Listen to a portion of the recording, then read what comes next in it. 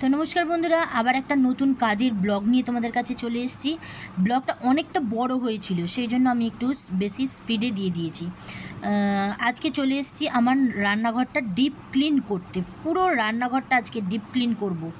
পরে voice over দিচ্ছি বলে তোমাদের জানিয়ে দিচ্ছি, প্রায় 2.5 ঘন্টা টাইম লেগেছে আমার এই রান্নাঘরটা ডিপ ক্লিন করতে।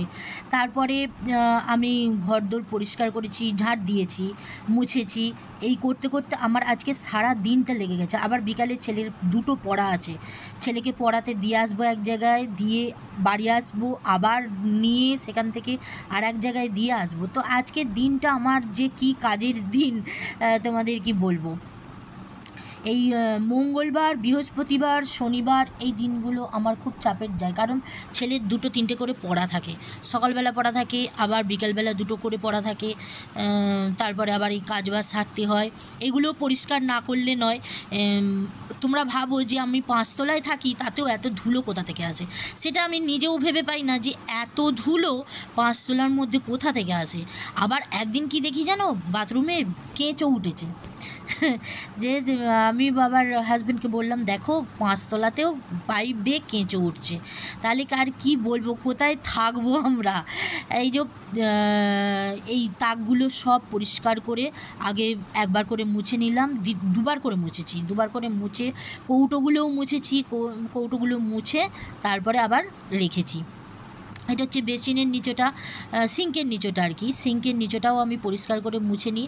এখানে থাকে আমার ওই যে কী বলে, শিলনোড়াটাও পরিষ্কার করে মুছে নিয়ে আবার যেখানকার যা সেখানে রেখে দিলাম।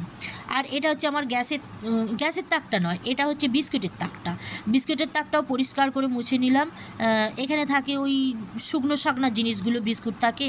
আর ওই যে ওপরে চাপা দেওয়াটা দেখছো, ওটা মিক্সি মেশিনটা থাকে, ওখানেই সুইচ বোর্ড আছে বলে ওখানেই আমি মিক্সারটা রেখেছি আর কি। আর তারপরে এখানে ওই সাবানদানিগুলো থাকে, আমি যে ওটস খাই সেই ওটসের কৌটোটা থাকে, ছেলের টিফিন বক্সগুলো থাকে।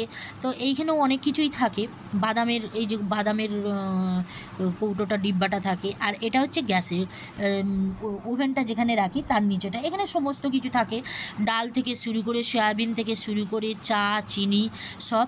আগে কৌটোগুলো ভালো করে পরিষ্কার করে নিলাম, কৌটোগুলো ভালো করে পরিষ্কার করে নিয়ে এবার এগুলো মুছছি। ঝুল আমি পড়তে দিই না, সপ্তাহে প্রত্যেক দিন একটা জিনিস আমি পরিষ্কার করি আর কি।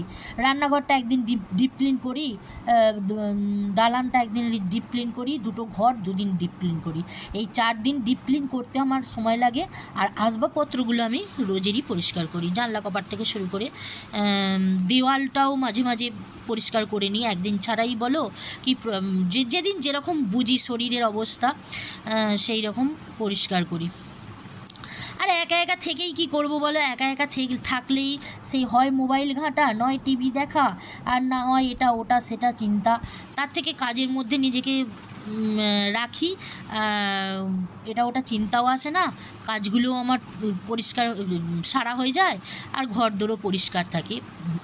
কাজ বলতে ওই ঘরদোর পরিষ্কার করাই। সকালবেলায় তো আমার রান্না হয়ে যায়, ছেলে খেয়ে যায়। আর হাজবেন্ড তো বাড়িতে খায় না, তোমরা জানোই, প্রত্যেক বুধবার ছুটি, বুধবার চলে যায় দেশের বাড়ি, যে বুধবার থাকে সেই বুধবার খায়। ঠিক আছে, চলো কাজের ব্লগটা তোমাদের কেমন লাগলো জানিও কমেন্টসে অবশ্যই।